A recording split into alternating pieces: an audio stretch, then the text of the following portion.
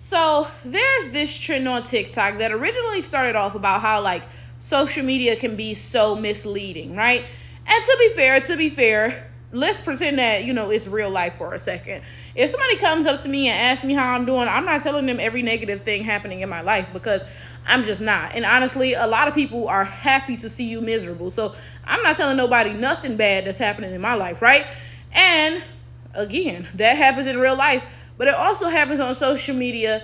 And then it's kind of like on social media, it's magnified because there are a lot of people on your social media who may not know you well or even at all, right? So they don't know the reality. Oh, like so-and-so pulled up to work in this raggedy car. You know what I'm saying? They don't know that reality. All they see is the positive things that you post on social media. So a lot of people's lives end up looking more glamorized than they actually are. And, than people recognize they are in real life, right?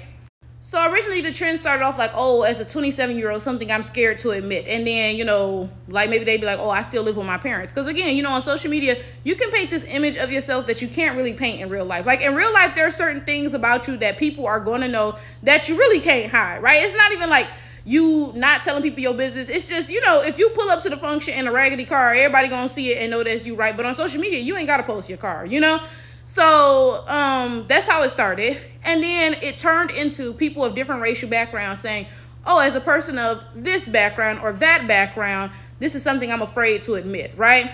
So let's get into what I saw from someone who is biracial, half white and half black.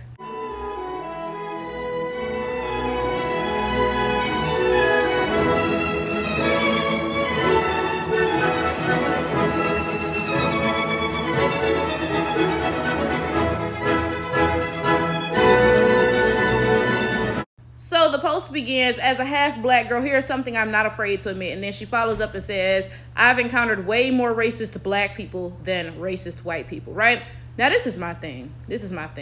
Y'all know that I am a just flower and I am an honest tower, okay? I'm never going to get on here and lie to y'all to push whatever agenda or anything, okay? So I'm going to tell you guys the truth as somebody who is a full black girl and been a full black girl for 27 years, right?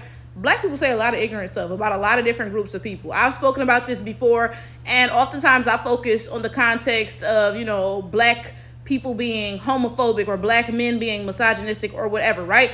But there are also a lot of black people who say a lot of ignorant things about different races. That's the honest to God truth. That is the reality. It happens, right? But there's this push on the line. Now, I don't know if this happens in real life because I live in Detroit around all black people, so I don't encounter non-black people in real life as often, right? But there is this push online where non-black people are saying black people are the most racist in the world. And it can have different, different ways that it manifests. Like at one point, there were a lot of like white guys literally saying black women are the most racist in the world. Like, I kid you not. Now, again, I'm not about to sit here and pretend that no black person has ever said anything racist about any group of people because it happens. It definitely happens, right? But when people turn around and say that black people are the most racist, it's just like, yo, you clearly pushing an agenda, okay? Because this is the reality. This is the reality. Black people are at the bottom of society. That's the honest to God truth. Y'all can sit here, come in the comments, because I know you're about to come, oh my gosh, this perpetual victimhood complex. I know you guys are coming, right? So go ahead and do that, right? But the reality of the fact is that black people are at the bottom of every society, no matter where you look, anywhere in the world. You can, excuse me, my clothes just got done drying, so you might hear my dryer beeping. But you can look anywhere in the world, anywhere. You can look in the United States, you can look in Asia, you can look wherever, right? And no matter what, the black people in that grouping are always ostracized, cast away, forced to live in isolation and stuff because everybody hates them so much, to the point where I promise y'all, I've had the thought before, I'm like, this got to be a simulation because there's just no way that everybody in the world treats black people so horribly. This is the other thing. Black people don't even have the power to oppress other groups of people in the way that they oppress us. And that's not just true of the United States. Again, look anywhere in the world. Like, look at Africa where black people are the majority, because there are going to be people like, well, you know, that's just the case because black people are the minority in the USA. Maybe look at South Africa. Black people are the majority. And yet they still don't have the power to oppress the white people and the Indians and stuff there the way that those groups can oppress them. Now, does that mean that they've never said anything racist to those non-black groups? I'm sure they have. I'm sure they've said you skin walking sun fear, whatever. I'm sure they said hurtful things and made those white people look down and say, golly gee, I feel so bad, right? But that's where it ends. That's where black people's power over you ends. They say something mean, you look down and you say, gosh darn it, and that's the end of the discussion, right? On the other hand, you all have the power to affect our lives in tremendous ways. I'm explaining this right now, and honestly, it feels so elementary. I'm saying this stuff, and I'm like, clearly, duh. You know, like, but the point is, a lot of you all are willfully obtuse. You don't even believe the stuff that you're saying, but you say it anyway to push whatever sort of agenda, right? Let's get down to the reality, the fact, the barest bones of what's really going on around us, right? And let's talk about the United States. Let's talk about the United States because that's where I live, right? Let's talk about the fact that I went to a job interview back in 2021, okay? So this wasn't 1921, 1821. No, this was a couple years ago. I was well alive. It wasn't like, oh, that was so long ago, right? I went to a job interview, and the white woman interviewing me said, oh, let's talk about the appearance standards, right? So I said, oh, okay, cool. Because I'm thinking she's going to say, oh, you can't wear blue jeans to work or whatever, you know, something like that, right? She looks at me, and mind you, at the time I had dreadlocks in my head, right? She looks at me and she says, yeah, no dreadlocks and no cornrows, right? So I'm just sitting there looking at her because, like, clearly I have dreadlocks in my head, right? Okay? But this is my point. This is my point. It did not matter how qualified I was. It did not matter how smart I was, how well I could do the job, right? Bottom line, end of the day, the issue was that I was black. And you guys are going to come and comment, well, say anyone could wear dreadlocks, my home diggity, yada, yada, yada, so and so and so. But this is the reality. This is the reality. As willfully obtuse as you pretend to be, you know good and well that dreadlocks and cornrows are black hairstyles. Now, again, y'all are going to come comment, well, my dog diggity, my neighbor has dreads, you know, whatever, right? But that gets back to my point, though. Right? You all won't come right out and say, oh, black people can't work here. Instead, you'll target something that's very specific and very unique to us.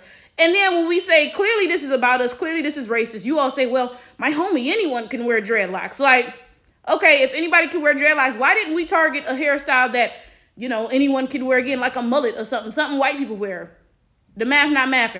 This story is just one singular example of how black people are oppressed by you all in a way that you all are not oppressed by us. And then this is the crazy thing. This is the gag, right? So I went and I sued that company because, I mean, like, clearly that was racist, right? Clearly that targeted me on the basis of my race, right?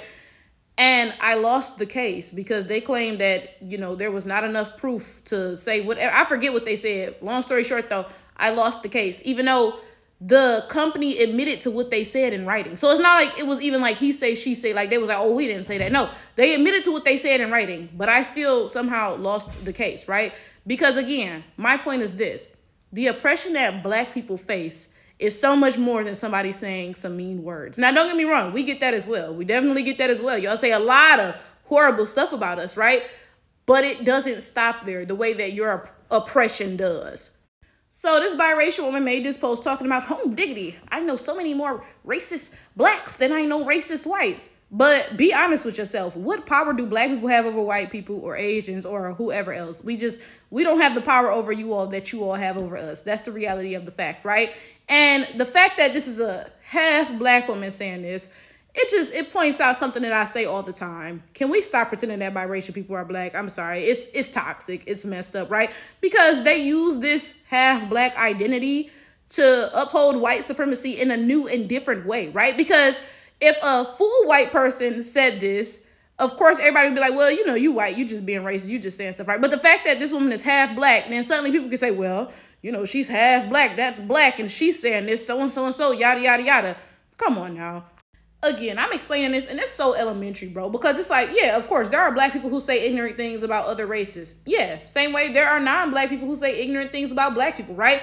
But the difference is that's where your oppression by black people ends. A black person says something ignorant about you, and that's the end of it, right? On the other hand, you all say ignorant stuff about us, but then you also have the power to destroy our lives.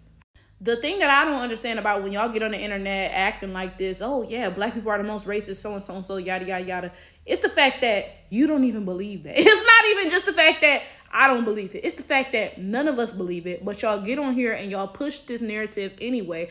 I would respect so much more if non-black people were honest and forthright with what they were doing. If non-black people would just admit, oh yeah, like racism exists and I'm going to downplay it because, you know, I really don't care about the fact that black people are the bottom of society, I respect that so much more. But the fact that y'all sit here and pretend that anything black people say about y'all compare to the very real power that y'all have over our lives, it's just like, it's a joke.